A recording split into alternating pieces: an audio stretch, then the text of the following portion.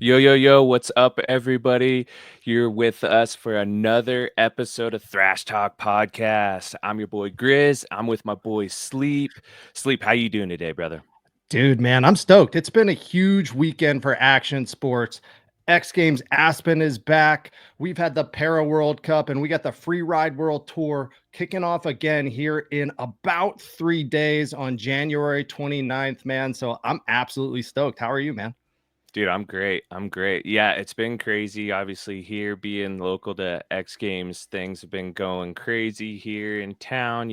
All of the world shows up for 3 or 4 days and then they're gone. So, looking forward to the end of it. To be honest, we're finally ready for everyone to clear out because it does create some traffic jams and that kind of stuff. But talking about X Games, bro, let's get into it real quick before we bring our guest up to the stage. Yeah, for sure, man. We've had some big events, some Thrash Talk alumni coming in big. Nick Gepper with the win in ski super pipe. Super stoked for him, man. Such a clean run, and what a legend! What a Yeah. legend! Well, and I'd say like I was so stoked to see that last night. Obviously, Nick's a good friend of mine. Alex Ferrer is a buddy of mine as well. So, it's mixed feelings for me as I'm super stoked for Nick to get that X Games gold. Only 18 months out of switching over to pipe from slope style. And going through the whole thing of being told he didn't belong there and make it getting made fun of, so he just decides to make fun of himself. I just love the attitude, and then the mixed feelings of Alex Ferrer is a buddy too. So to see him dethroned at the home mountain was a little, I loved it though. It was great competition, and I'd say with the new scoring format, it's playoffs to finals kind of deal. It was a little different this year with new ownership. They did what they're calling the playoff round, and then only four advance to the final. And so you've got an idea of who potentially your medalists are going to be, but there's always that odd one out that's going to take the wood medal that year. So I thought it was super exciting, super fun. There was a lot of never been dones for the first time. They're calling it NBDs, and a lot of rookies showed up this year and they threw down firing hard. Oh my gosh, man. Two of the biggest tricks we've seen ever with the 2340s, both on the ski side and the men's snowboard side, Hiroto. Man, it just I can't process a spin like that. I can't process spotting your landing off of a spin like that. It's absolutely insane. But dude, hey, you want to jump over to the Para World Cup because I know it Yeah. was a big weekend for those guys as well. Yeah, big week in the Paris Snowboard World Cup series. They had back-to-back doubleheader in Lenk, Switzerland, I believe. I believe that's right.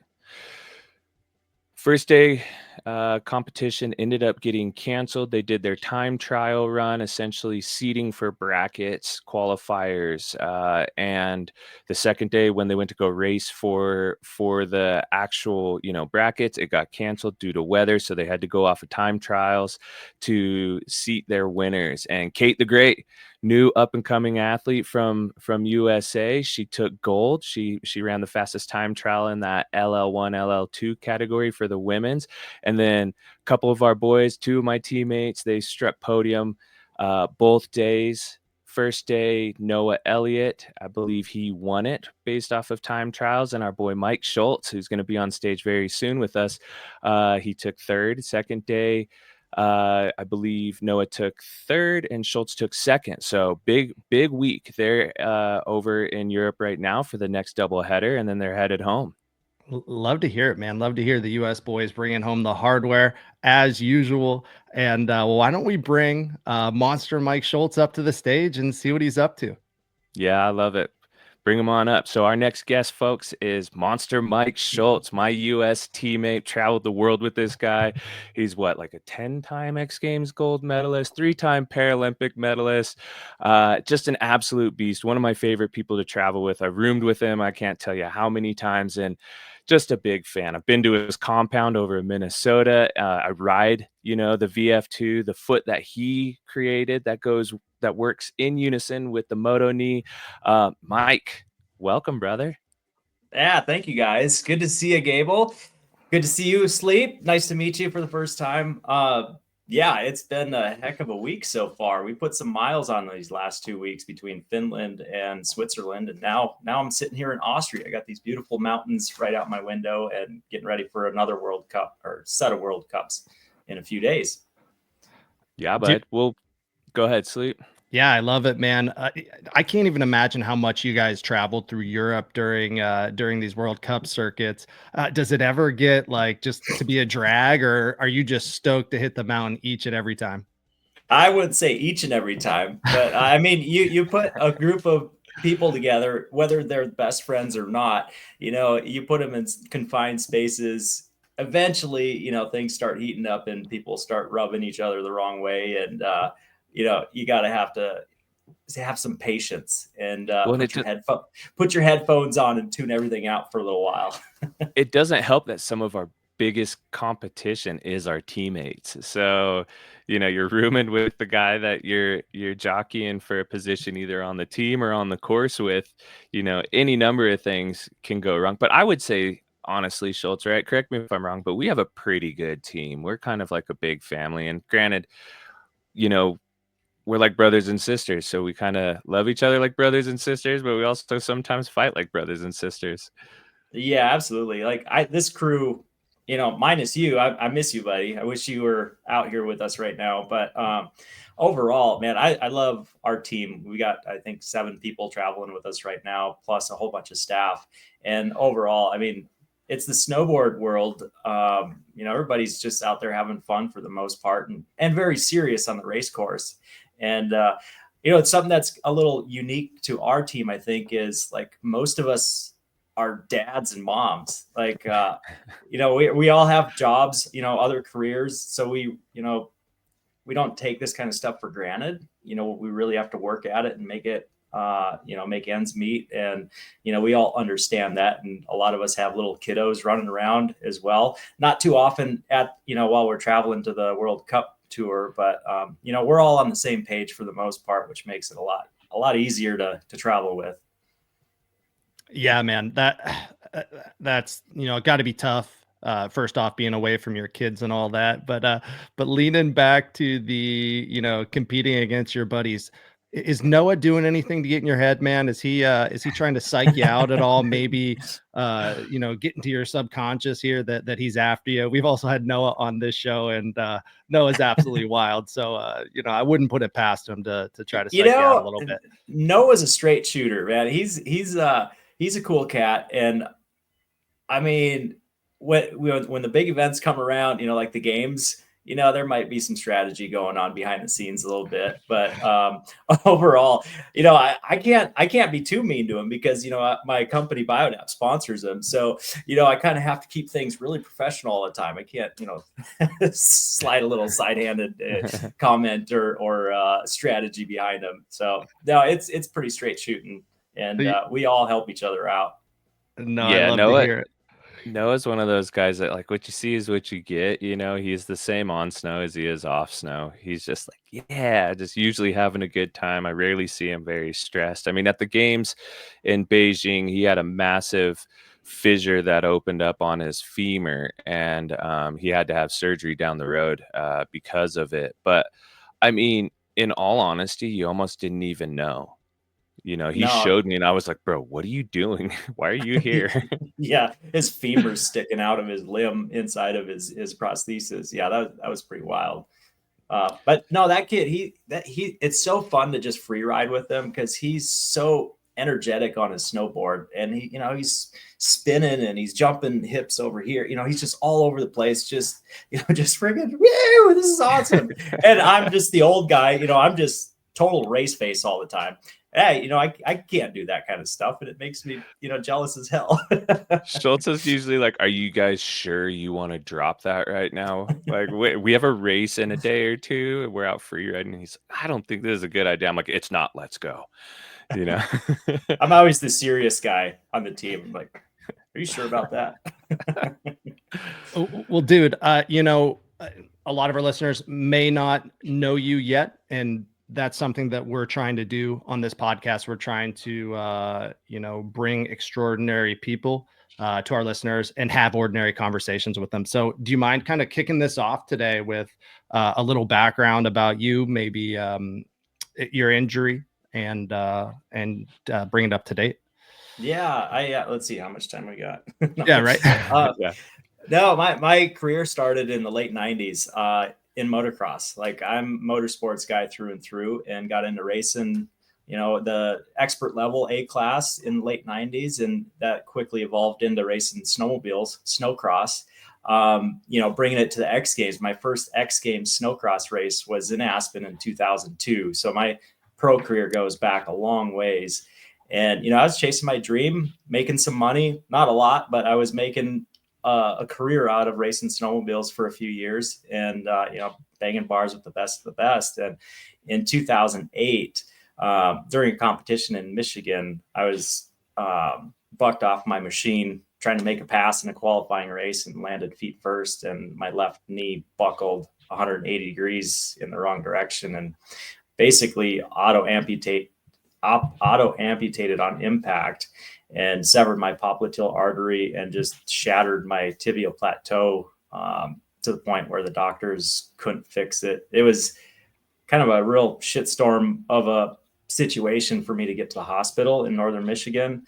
Snowstorm was there. Chopper couldn't transport me. So I took an ambulance through a snowstorm into Duluth, Minnesota. Took 5.5 hours from the time of injury to where I finally got to a trauma center, and they were able to start working on me.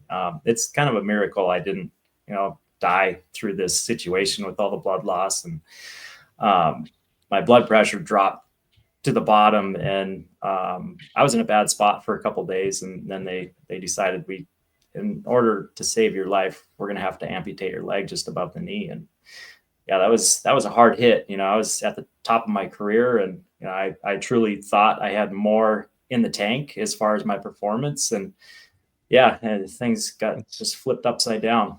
I can't even imagine like the tourniquet, 5 hours in an ambulance, the artery. Whoo. Yeah, you're lucky, man. That's for sure. So your high school sweetheart, right? Sarah. Yeah, I've met her. She's Sarah. amazing. You were a very blessed man. She was by your side the whole time, right? And correct me if I'm wrong, but she played a big role in kind of making that decision. I mean, wasn't she a registered nurse at the time and all that kind of stuff? Yeah, I mean, I had the perfect partner as a motorsports athlete. Her career as a nurse definitely came in handy many times over, still does. But yeah, she was at that race, and she did everything she could, went into nurse mode immediately, and stayed calm as possible. And, was just right there. And she actually fought her way to ride with me in the ambulance to Duluth. And yeah, she was the one that had to make the decision for the doctor to amputate my leg, which was a heavy thing for her to have to actually come out and sign the document for that. But, in the end, we both are 100% behind the decision. We knew it was the right thing to do. So that was the only way to move forward. Did she ever hold it over your head? Like, hey, dude, wash these dishes. You're alive because of me, brother. Wash these dishes. Take the dog for a walk. Did you take the trash out? Go break down those boxes. She hasn't said it out loud, but I'm sure she's thought about that a few times. So walk us through how, obviously being at the top of your game at the time, obviously crushing it, making a career of snowmobile racing, how that kind of, motivated you to create the Moto knee and the VersaFoot, because I know that was a big factor for you. You want to get back to normal life, as a lot of us do. You have that option when you lose a limb. Do you skyrocket or do you plummet into self-sorrow? You were, I would say, very similar to me in this aspect. You were motivated, like, no, I'm going to get back to living life. I'm going to get back on my machines, and I'm going to go out and fly them as high as I can. Walk us through some of that, if you wouldn't mind. Yeah, like, I have two passions in life. One is the competitive side with the racing. But the other side is I'm a garage guy. I'm a Mr. Fix-It. I love to understand how things work. I mean, as young as I can remember, I'm always, playing with Legos and building cool shit. And through my racing career, I was always really in tune with the mechanics of everything, with the suspension and the engines and chassis and all that. And so when I was put in this situation and learned about the prosthetic devices available, Like there was nothing that was set up for like action sports kind of activities. I mean, there's all kinds of stuff for walking, running, jogging, that kind of stuff. And like, hell no, I didn't like running before, I had my amputation. So I want to continue to get back into the things I love, like, the motocross and the snowmobiles and mountain biking and all that. And, I saw a big problem in front of me and I wanted to solve it. And I used that as a positive mental space to put a lot of effort into in the toughest time in my life. So like as soon as I was up walking around in my first prosthesis, which was 5.5 weeks after my amputation, my wheels started turning, and about that time or a month or so later, I found out about the X Games bringing adaptive motocross to the summer games. And like the moment I heard that was just like, yes, I'm not done. I'm not done. So I found this out in March, I think it was, of 2009, just a couple months later, after my injury happened. And so that was the catalyst that really fired off the idea of creating that Moto knee. And I want to ride my dirt bike again, and obviously want to ride my snowmobile. I didn't think I would be racing because I didn't want to race, because I knew I wouldn't be at the level I was before as a professional, but I knew I wanted to ride. And then the X Games brings this out and I'm like, yeah, I'm going racing, which was a heavy conversation with Sarah, my wife. If we were going to go back into this world, her one stipulation was, you have to take it slow, step by step, and make smart decisions. You can't just let it hang out. You've been hurt, you almost died. We have to be strategic about it. And so I went to my workspace, my home office, started drawing designs of this Moto knee surrounding, is based around Fox mountain bike shock. And I had to create this linkage system to give it the natural range of motion and feel. And in April, early April, I had the first prototype and went for that first rip on my motocross bike. And, immediately knew that, hell yeah, this is going to work. I'm going racing. I want to go fast.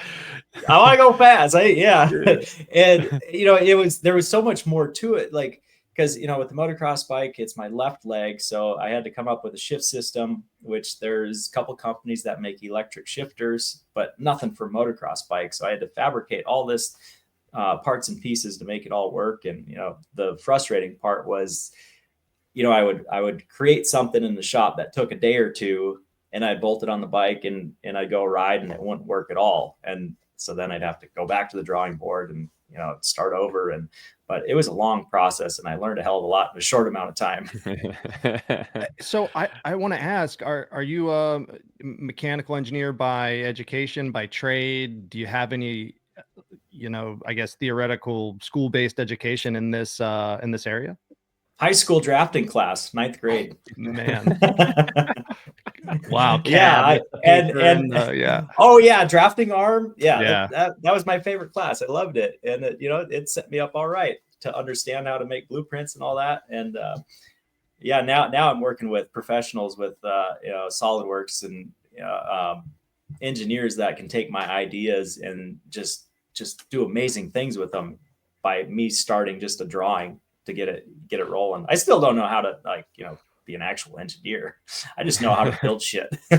Yeah. I'm so lucky and fortunate that you are like the Ricky Bobby of adaptive sports in general, because without it, I would have never gotten the VF2 or VF1, and I remember you're going out with your brother-in-law, Luke, and just ripping a day. You're like, dude, I know you're doing some work with Autobach and blah, blah, blah. Like, take this foot for a day and just ride it and let me know what you're thinking. And first of all, Luke's a nut on skis, but on top of that, like, we ripped so hard, and I was like, do I have to give this back? Like, Mike, do I have to give this back? This thing is sweet.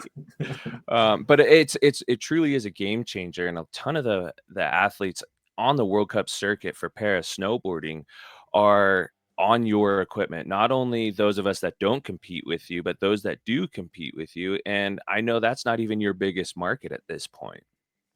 Yeah, it's mean, a lot of people know my equipment as the snowboard leg or the snowboard foot, but honestly, our biggest area is in strength and conditioning, fitness, CrossFit, gym workouts. We work with military channels a lot, and there's a lot of tough guys and women that they want to get in the gym and have that natural range of motion with their prosthesis, and that movement's a lot like standing on a snowboard. You have to have your ankle flex with proper resistance to get your knee alignment correct through movement. And motocross is pretty popular with it. Water sports like the wakeboarding, wake surfing, that kind of thing, mountain biking, and there's a few other ones. Horseback riding, I ride horse a lot, and the Moto knee works really well for that when you want to slow things down a little bit or speed up. I love going fast on the horses too. Do the horses ever freak out?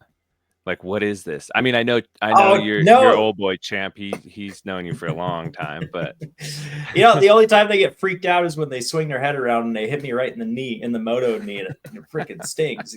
They're like, oh. You talked about your work with the veterans. I served as well, so it's very important to me, and hearing about that is absolutely phenomenal. Do you work with any veterans organizations like the VA prosthetics division? Do you work with I think it's Super Soldier or Soldier Strong? Soldier Strong is the other one, or DAV? I have not. Semper Fi, high fives. And like I work close with Walter Reed, Brooke Army Medical Center. Walter Reed's actually one of the first customers of mine. Actually bought a Moto knee system for Keith Deutsch, who's a snowboarder. And that's how my snowboarding career got started. Was Keith back in 2011. Keith Deutsch met me at X Games. I was racing snowmobiles there, and he's like, "Hey, I heard you have this new knee system, and I'd love to try it for snowboarding. Would it work?" I'm like, "I don't know. I don't snowboard. I've never snowboarded before." This was 2011. And so from there, I went home and I learned how to snowboard, and it wasn't pretty at all, man. I slammed hard, but I learned enough to know that, yeah, this is going to work. And then, met up with him in Colorado a month later, and the rest is history. He started ripping on it immediately, and that got me into snowboarding, which got me in touch with Adaptive Action Sports, and Kep, their coach at the time. Yep. He's like, "Hey, come out to Colorado. Let's do some laps, and I'll teach you some stuff." And he's like, "In 2018, you're going to be racing at the Paralympics." And I'm like, no way.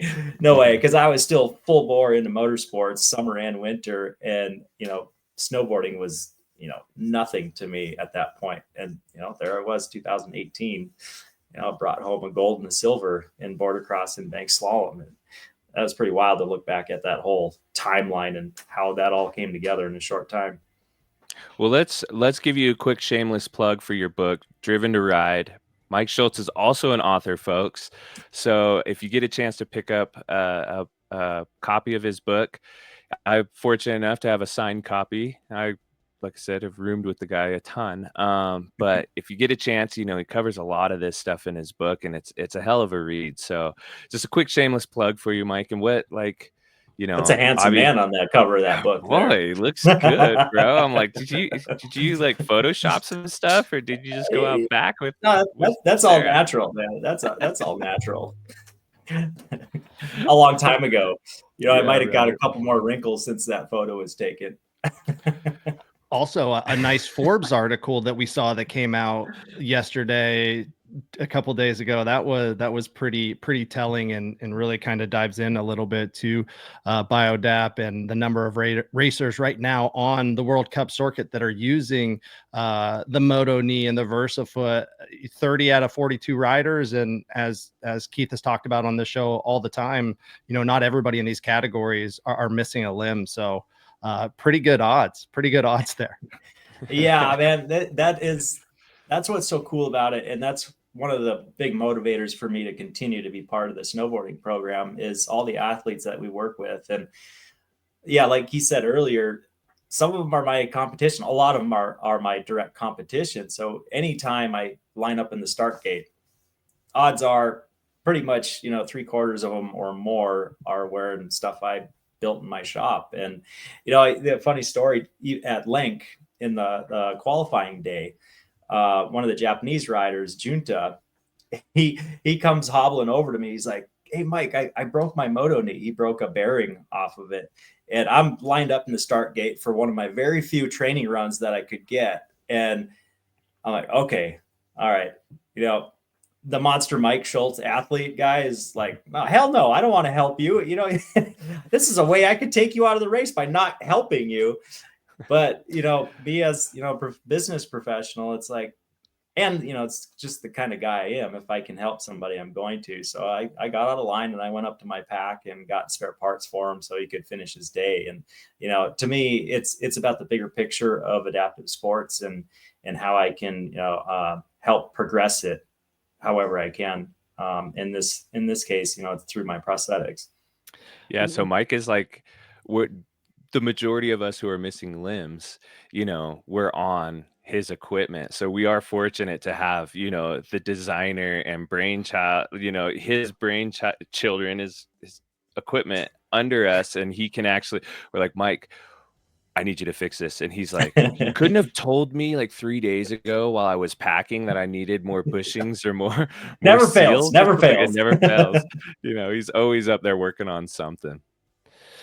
So Mike, what countries have not adopted? Maybe it's countries, maybe it's riders. Which maybe locations have not adopted the Moto knee at this time?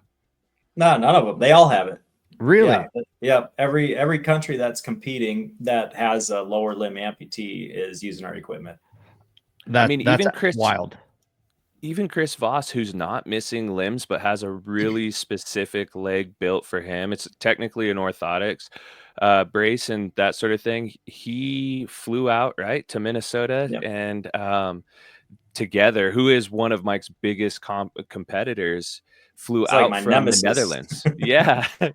I mean, he's like a bowling ball. The kid is like 5 foot nothing and just like 400 pounds. It's crazy. He's not that heavy. Rock solid. But he's rock solid. But yeah, he went out and designed a leg with you specific to what he needed, right? Yeah, I compete with him for 4 years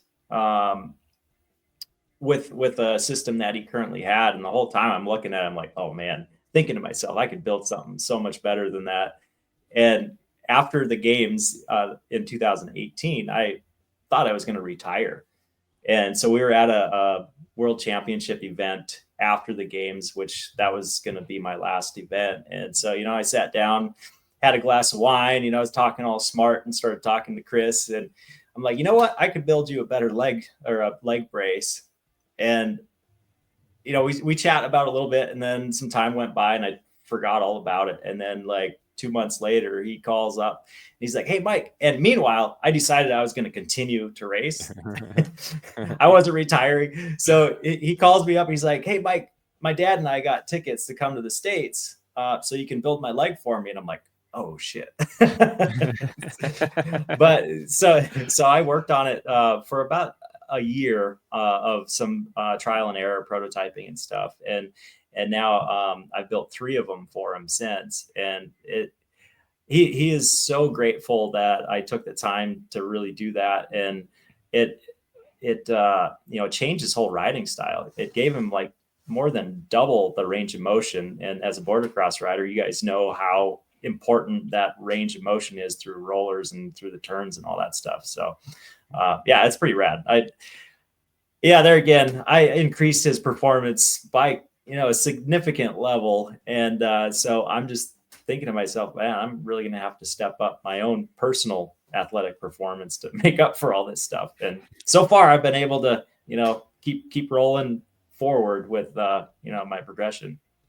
Yeah. I would say like even there, I mean, as selfless as it is at the end of the day, there is some aspect where you're not only helping everyone else and getting your equipment out there, but you're kind of making the sport safer for a lot of us. I mean, last week we talked in depth about the precision and timing and all of that of border cross and how imperative it is to be able to keep your board under your feet as well as keep your mind sharp and all that kind of stuff. But you're creating equipment for, Chris Voss, like I said, he's in a orthotic brace essentially. And his range, like you said, his range of motion was terrible for a long time. And you're lining up next to this guy, at some level, you're making it safer for him, but you're also making it safer for you and anyone else that's in the gate with him, because any number of things can go wrong, as we know in border cross, but also any number of things can go right. And if he has the right equipment underneath him, you're reducing that amount of things that can go wrong for him. Yeah, absolutely. Yeah, it is selfish. I'm just trying to, make myself in a safer spot. Yeah, right. Because some of those guys, some of that equipment, through the years, there's been some wonky stuff, that people use, and it's not safe when you send it down a set of rollers at high speed. Right. Especially if we can't absorb them. And Keith, I remember when you were telling me about before the VersaFoot and the Moto knee that, you were breaking prosthetics left and right, just trying to find something that worked for you that you could snowboard in, because that was your whole goal, right, Keith? When you, after your injury, was how the hell can I get back on that mountain? Oh, for sure. So, I was kind of one of those guys originally that was like, well, if it's not broke, don't fix it kind of deal. And then also because of my specific insurance that like covers all this stuff, I couldn't actually get a VersaFoot covered. And so luckily, Mike, not being selfish and being very selfless, was like, dude, I can make this so much better for you. Like, here, just take one and we'll figure it out down the road. And I know I was one of the first sponsored Biodapt athletes because I couldn't afford it. And so Mike actually went ahead and just made it official that I was one of the team riders so that I could actually perform the way I wanted. I used to travel with 4 or 5 spare feet because I would launch a jump and I was known as one of those guys that would just nuke into a jump and send it to flat. And it's exponentially impact driven at that point. And yeah, you just shatter feet because you're coming down with all of that force. And then, my knee is touching the ground while the foot is staying flat because there's literally nothing to stand on anymore. So yeah, I went through a lot of feet back in the day. And as soon as my contract was up with the company that I was with, who was giving me a ton of those feet to shatter, Mike was like, let's make it official, bro. Like, let's do this so that, and it did, it stepped it up. Not only the capability of the shock in the foot itself in combination, the ability that it can take the impact, but also all of the little things it does, everything from changing, the pressure to the rebound, to the dampening, to heel side chatter now with the VF2. That little bumper in the back is one of the most pivotal pieces in that for me, because I always struggled with a hillside edge. You put too much pressure and all of a sudden it start chattering out because that chatter has nowhere to go but just up the body and you're slipping out. Whereas that bumper actually dampens everything and takes that away essentially, or the majority of it. So Mike, I love you. Thank you. There's a few podiums I probably would not have gotten without your equipment. Awesome. Yeah. These guys, you and Evan and, Mike Shea when he was around. And then now we've got Joe Pleven. He's a below knee amputee, and all the feedback, is helpful as we continue to develop our equipment. And you guys put it to the test. That's for sure. Mike, what's wild to me is the business side of this, the business side of Biodapt Inc. Have you had anybody come and try to buy you out yet? I would assume probably, and I would assume that Chinese competitors coming to market, because it's not a major market, but it's something that's necessary, and a lot of athletes are using them. Yeah, well, as of now, China is still buying stuff from me, so hopefully that keeps going and they're not just copying it. But yeah, I've had conversations with a couple large manufacturers. I haven't really pulled the trigger on diving too deep into that conversation yet, but it's a matter of time before I either sell out or a bigger company is going to, reproduce something similar. So me as a businessman just has to like be aware of that and work it as best I can in the timeline that is allowed. And, it would be kind of cool if I was to partner with a bigger company, because then I would just have more resources and could do bigger, better things. But on the other side, it's like, Biodapt is my baby and I built it from scratch, and it would be kind of hard to let that go and have somebody else take it over or buy it out, or, whatever the case is. So yeah, lots of things to think about in the coming years. And, the world of Paralympic sports and adaptive sports is evolving, and it's getting far, far more popular than it has been. And so the need for this kind of equipment is just growing a lot. And it is a small niche market compared to traditional, track and field kind of Paralympic sports, or swimming, where they don't use any prosthetics. But the awareness of Paralympics and adaptive sports through, social media and mainstream TV with the games now is just making it so much more reachable. And exposure wise, people are like, dang, these one-leggers can really rip. It's awesome. Because even, Keith, when you and I were injured way back, it was so much different than it is right now, as far as the exposure given to adaptive athletes. And yeah, nobody wants to sit around on the sidelines anymore. Right. Well, I would say, it's come a long way, but it has a long way to go still. I think the fact that our World Cups are not yet live streamed almost at any capacity is mind blowing to me. And, I think it's something that can definitely improve and should improve. I'm up at 3 a.m. trying to check live timing, because I'm like, what's going on with my team right now? This is my family out there. And it's great that certain events are live streamed, like the games, they're fully televised and everything, but they could do so much more. And I think it would grow every sport exponentially, for the simple fact that, amputees don't know there's options out there. And I'll say this, like, the level of writing that's come up in our sport, it's top notch, and it's interesting to watch. It's fun to watch. It's kind of the NASCAR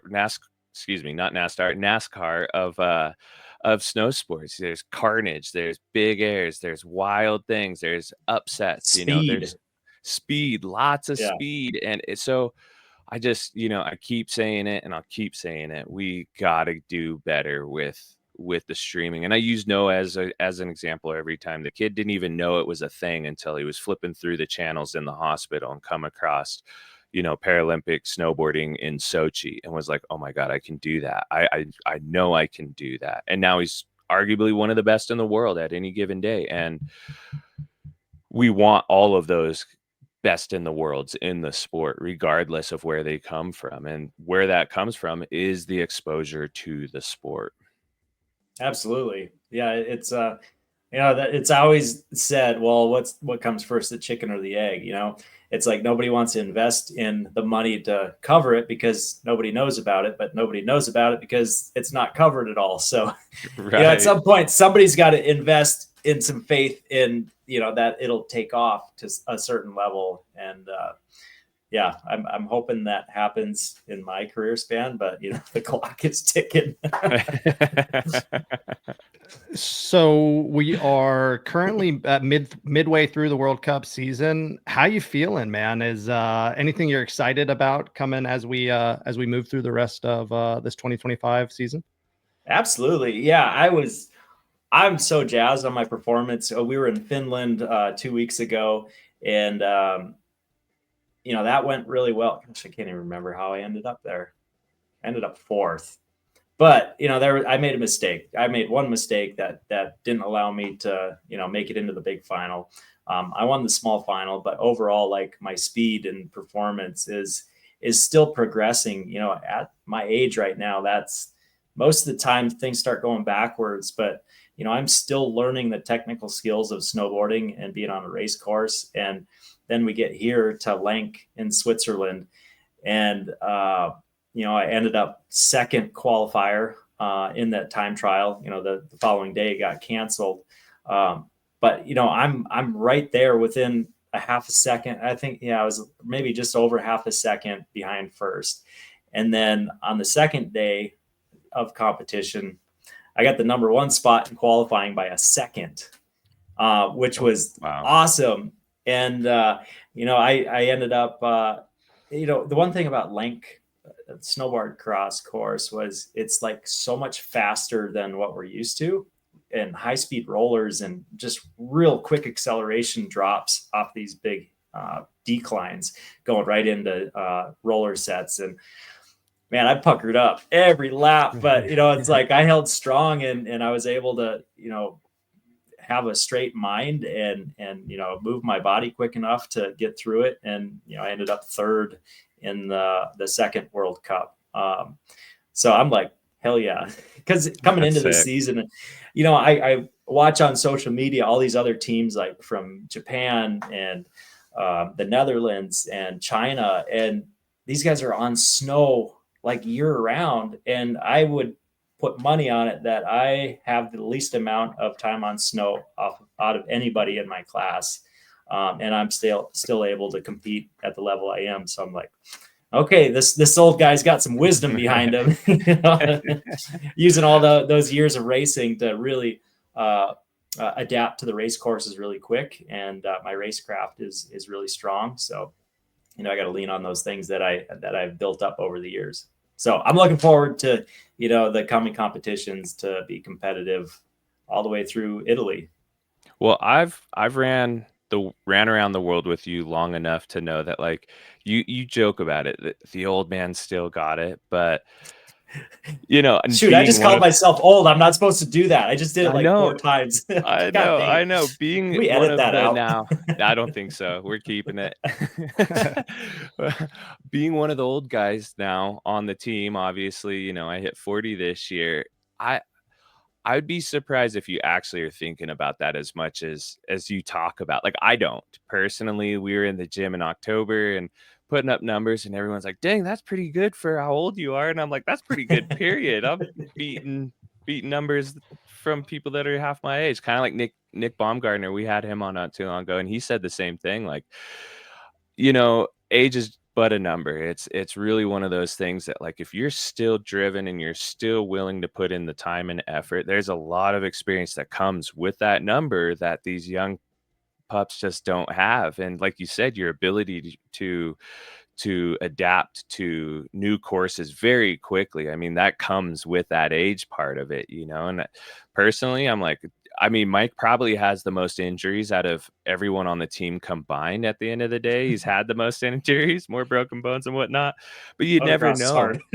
Yeah, I was gonna say, you never know, because the guy, always has a great attitude, never really, like, if he is in pain, you generally find out about it after the race kind of deal. I know you got knocked out a couple years ago, and I didn't even realize you got knocked for a loop until that evening. You're like, yeah, dude, I actually, there's a bit of the race that I don't remember and stuff like that, and like the age thing though, I love that, like, we have some older folks in the sport that are, giving it their all, because at the end of the day, one, you don't know, and two, that experience comes into play as on the road and on the course. That's going to help your team too. That's going to help your team grow. That's going to help the younger kids grow. What Nick Baumgartner said that really kind of hit home was, people had said, hey, maybe it's time to hang them up, let some of the newer kids come in and compete. And he was like, hell no. These guys are going to have to beat me to be the best. I am the best. They're going to have to beat me to become the best. And I thought that was just so cool, and great to see that it's happening on your side as well. Oh, absolutely. I'm like more motivated to be competitive than ever. Sometimes, when I wake up in the morning, I'm like, fuck, this is tough. But then, by noon, I'm ready to rock and roll, and I'm ready to, I feel like I'm 25. So, Gotta like I mean, stretches out. Mike, you come from Minnesota. What's like the mindset there, and compared to your mindset about health and nutrition and that sort of thing? I mean, we know it takes a lot to be able to compete after you're 40 and that sort of thing. But how big is that in your world as an athlete? You know, trying to put the best fuel and make sure that all the pistons are firing how they're supposed to. Yeah, I mean, as the years go by, it becomes more important than ever to like really stay on track with nutrition and exercise, proper exercise and training and, physical therapy. And it's all these pieces to the puzzle that you need in place to, make the picture come together. And, Minnesota, Midwest, coming from the country, nutrition isn't really in the thought process too much. So, yeah, it's not like in some other places of the country or in the world. But, over the years, I've really had a lot of conversations with different people, dietitians and trainers, and we built a program, and, I'm okay. I'm not perfect. I'm far from perfect, but, I know what I should be doing. Far from perfect. Yeah, I get, there's a few things that I, probably are not helping my physical performance, but yeah, everyone's got to have their thing in their day, right? Sometimes you just gotta mash that burger or that pizza or whatever, What is it? Yeah. I heard about the Minnesota like tater tot hot dish or hot plate or something like that. I don't know. Yeah, meat and potatoes. I mean, that's staple of every lunch and dinner. Potatoes come in lots of forms, potato chips and French fries and tater tots. I love some tater tots. So Mike, we're at that point. We actually warned you ahead of time. We normally don't warn our guests, but we're going to jump into that rapid fire round. And we're just going to give you a bunch of random questions, essentially. Random being they're random to everyone except for us. We've thought them out, but they're just kind of goofy questions to help us get to know the guest a little bit better. On the personal side, you want to jump in? There's only 9 of them. I hate these. Yeah. Okay. I can't think quick. Okay. Well, how long do I have to think about them? Well, 7 seconds. Yeah, 7 seconds. That's good. Yeah. Okay. First one. Favorite food and why? Pizza, because it's got all the food groups in it. Love it. Facts. All right, here's a more interesting one. All right, so this one is worst drivers. What do they drive and in what country? Subaru Forester in the US. Oh, shots fired. Count it. Shots fired. You Pacific Northwesters. Mike's coming for you in those Foresters. I mean, in Minnesota, I don't know about Northwest, but in Minnesota, yeah, get the hell out of the way. Here it's Outbacks, Teslas, and Prius. At least where I live. Yeah, okay. Subaru just came right to the mind right away. I love the WRX, but man, get that Forester out of the way. So 07 Forester is sick, by the way. I'm just saying, like, let's not throw the 07 Forester out. Twin turbo, Subaru, kind of goes. Next one. What's your worst injury? Other than losing your leg, like obviously that's your worst injury. Crushing. Actually, that's probably not. Crushing my right foot at X Games in 2015, I think it was. Oh, I remember that off the big jump at the beginning. Yeah, I was there. Yeah, that was a stupid mistake that's haunting me for the rest of my life. Fair. All right, moving on to, I think we might know this one, but let's dive in. Favorite pastime or biggest passion? Motocross. That's my biggest passion. My favorite pastime is riding horses. I love riding horses. With or without the family? He won't answer. With the family, of course. Sarah, don't watch this. Don't take it personal. All right. Hardest thing you've ever done. What's the hardest thing you've ever done? In or out of sport? Oh, man. Oh God. Well, the one that comes to mind, which is I mean, it's not the hardest thing, but it's a really hard thing that comes to mind is I got asked to race in the Baja 1000 on a team of amputees. Wow. And we were going to leapfrog it, and last minute I had to pull out because I wasn't comfortable. And that I left my teammates hanging by making that decision. I mean, it's not the toughest thing I've ever done, but it was a really difficult decision that I had to make. Sure. Yeah. That was a hard one. That's fair. That makes sense, man. All right, let's get a little bit more fun again here. Favorite conspiracy theory? Give it to me, Mike. Ancient aliens. Oh, that's real, man. I don't even know if that's conspiracy theory maybe anymore. That might be real. I mean, no, I love it. Keep it. It's only a theory until they release all the documents. We all came from another world. I believe that. Me too. I love it. I subscribe to that.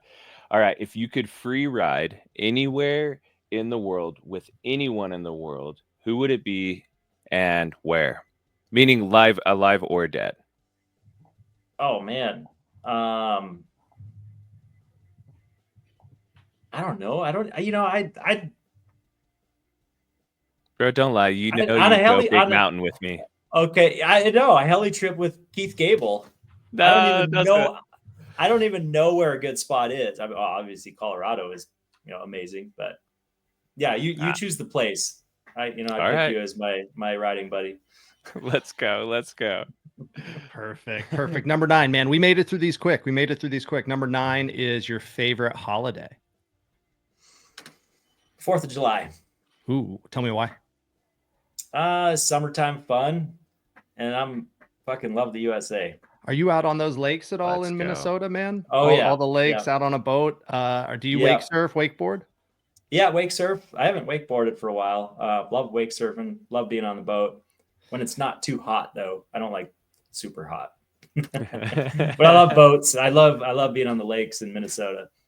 Love it, man. I know, Keith, you were surfing in Portugal on the Moto knee and VersaFoot. So I think you were saying, Mike, that it's great for surfing as well, right?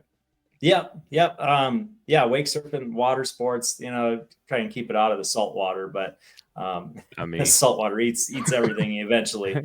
But it's we get a lot of people that use our equipment for surfing. So I don't use the Moto knee. I'm lucky enough to still have original parts. I'm still somewhat of a numbers machine, but no, the VersaFoot. I mean, so I use one of my older VersaFeet for surfing. And Mike, dude, I'll tell you, I'm blown away. It's actually held up really well. I mean, I make sure to rinse everything as soon as I come out, get all the sand and salt out of there. But I've been blown away at the one that I was like, okay, this one's dedicated for salt water. It still holds up to this day. Seals are pretty decent. It holds air. Perfect. And yeah, dude, it's amazing to be able to put pressure on the toes and the surfboard doesn't just wash out from underneath me immediately. Yeah, that's good. It's out of warranty now, though, that we just revealed that. The warranty is anymore. Nope. I've never been surfing in the ocean.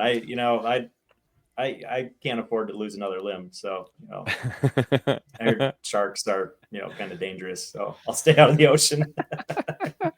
You don't mess with them. So you spoke earlier, preparing for Italy. This will be your 3rd games, man. You got to be pretty fired up. I can't even imagine. Yeah, after Beijing, I was 90% sure I was going to retire. Like I did after the 18 games. But, being that, my family couldn't be at Beijing Paralympics because of the COVID regulations, they felt left out. And that was, one of the big motivations for me to continue. And, taking home that 5th place in bank slalom by 500th of a second out of 3rd was kind of a deep sting. So, I decided, no, I want to continue on and I'm going to enjoy it.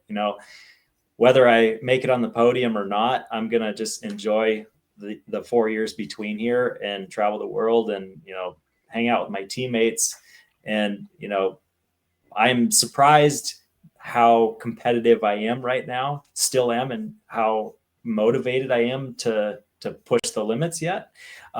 So yeah, Italy is going to be amazing next year. I'm so excited about it. And I tell all my family and friends, you're all invited. You're all coming to Italy. Yeah. To have it in Europe is, I just can't wait to be part of that environment.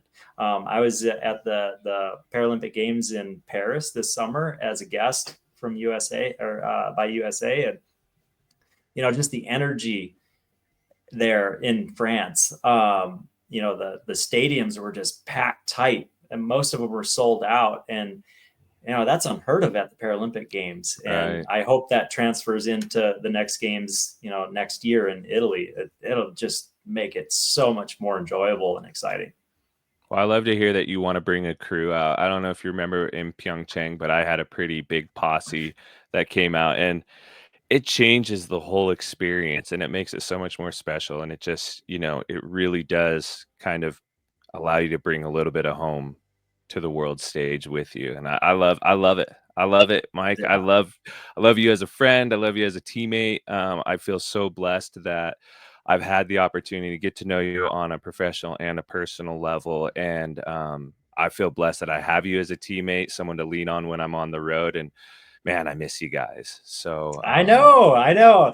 We just went out to a great Thai restaurant in Oh, you Switzerland on the son way of out here yesterday. And I was just thinking about Gable. I mean, Keith, you have cultured me more than anybody through these last, 8, 9, 10, God, I can't, a long time since Too many. too many. But Brenna was even telling me about it. She's like, Mike, I'm impressed. You got some culture going on here. Are you actually eating something other than a burger and fries? I'm like, oh, come on, give me more credit than that. But Mike, how spicy can you go? Thai spicy? oh, no. Sissy. Just a little bit. I take it stock. There, no Yeah. added spices to anything. I'm the same. I'm the same, but Keith wants to cry through it and sweat. I know that. Yeah, I know. I disappointed a Thai chef the other night because I told him Thai hot, and I begged them to make it as hot as possible. And the kid came out afterwards. And he's like, I'm a little worried it's not going to be hot enough. I was like, well, I'll let you know. And then brought the meal out, and it was spicy for sure, but I'm just at another level at this point. And he goes, did we hit the nail? And I go, can I get the spice rack? And he's like, damn it. He went back and yelled at her in Thai, and it's not hot enough. So I got a problem. I don't But get Mike, it. I don't get it. Why Yeah. do you want to suffer like that? I mean, It's you not suffering. I put enjoy some it. sprinkles of pepper on my food and I start sweating. Well, I actually, so I love the spice. I think it's good for you. I think it's good for your metabolism. I think it's good for your overall just health. It helps you fight, those nasty colds and flus that we see on the road. And it's funny, I got this. I'll tell it quick. I know we got to wrap up here in a second, but I got this guy to eat a whole clove of garlic one time, and I thought he was gonna freaking puke. It was hilarious. I was like, dude, it's good for you. Watch. And he's like, really? Really? I was like, yeah, try one. Yeah, that was in Finland. Yeah. Yeah, I was talking everyone about was that sick. this last time in Finland. I'm like, hey, should we crack open a garlic clove? Yeah, I Well, did Mike, not expect it being spicy. it's super spicy. Garlic is proper spice. Well, how can everyone follow along with you on your journey to Italy and throughout, the next year or so? Give us some social media handles and where we can follow along. Yeah, right on. I'm most active on Instagram, Monster Mike Schultz, and Biodapt if you're interested in the prosthetic side of things. Facebook, Monster Mike Schultz, Biodapt, and my website, biodaptinc.com if you want more info on prosthetic stuff. But yeah, and then my book on Amazon, Driven to Ride. Yeah, it's a real page turner. I actually loved it. I know you were busting my chops about not reading it when you first gave it to me, but there were some parts in there where I was like, wow. I mean, definitely, brought up old memories for me, but then also knowing you personally and your family was like, damn, dude, gnarly. So, It's quite an adventure. yeah. Well, thank you so much, Monster Mike, my teammate, my friend. We greatly appreciate having you on and sharing some of your knowledge, wisdom. Thank you for everything you do for the sport, and good luck in the upcoming days. You know, double header coming up, one more, and thanks for making the time while you're over in Europe. Love you, brother. Absolutely, man. Thanks a million, and can't wait to have you back on the tour with us again. Thank you, Sleep. Great to meet Yeah. you, Hey, and keep it up. absolutely great to meet you as well. You know, as we're going through this again, this has been an awesome one.